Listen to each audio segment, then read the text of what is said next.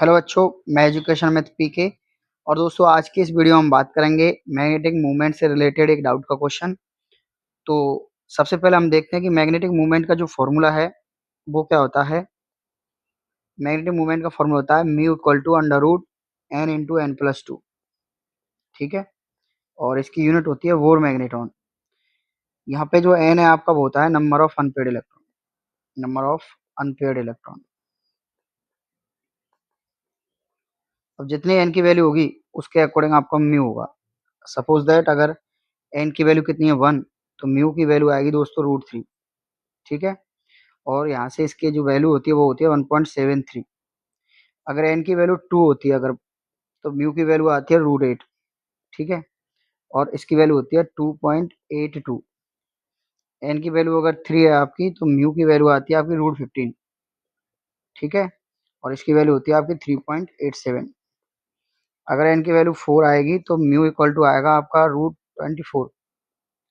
ठीक है, और इसकी वैल्यू आ जाएगी आपकी 4.89। और अगर एन की वैल्यू 5 है, अनपेयर्ड इलेक्ट्रॉन 5 है, तो म्यू इक्वल टू आएगा आपका √35। ठीक है, और इसकी वैल्यू होती है 5.92। तो इस तरह से आपको ये पता होना चाहिए, याद होना चाहिए। अब अपन को म्यू की वैल्यू कितनी गिवन है? म्यू की वैल्यू गिवन है 2√2, जिसका मतलब होता है √8। और अगर √8 है तो यहाँ पर एन की वैल्यू कितनी होगी? 2 होगी। यानी कि अनपेयर्ड इलेक्ट्रॉन कितने हैं? 2 हैं। अब अनपेयर्ड इलेक्ट्रॉन 2 होने चाहिए, तब बी पर कितना चार्ज है ये हमसे पूछ रहा है।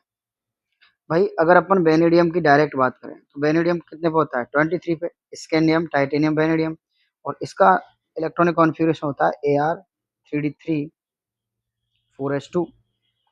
अगर हम इस सिचुएशन में देखें कि कितने अनपेयर्ड इलेक्ट्रॉन है केवल वेनेडियम में, तो अभी फिलहाल वेनेडियम में कितने अनपेयर्ड इलेक्ट्रॉन है? 1 2 3, और ये 2 इसमें आएंगे 4s में। तो अभी तो इसमें 3 अनपेयर्ड इलेक्ट्रॉन है और अपन को कितने चाहिए? 2 अनपेयर्ड इलेक्ट्रॉन। ऐसा कब हो सकता है? ऐसा जब हो सकता है कि यहाँ से ये एक इलेक्ट्रॉन जाए, ये वाला। अब ये तो जाएगा नहीं, पहले ये 2 जाएंगे उसके बाद ये जाएगा।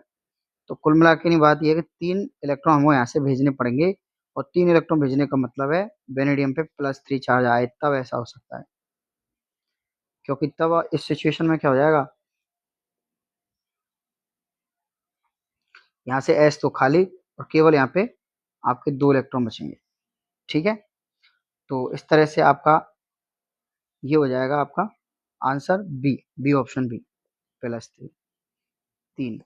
ठीक है दोस्तों, इसका आंसर आपको समझ में आएगा।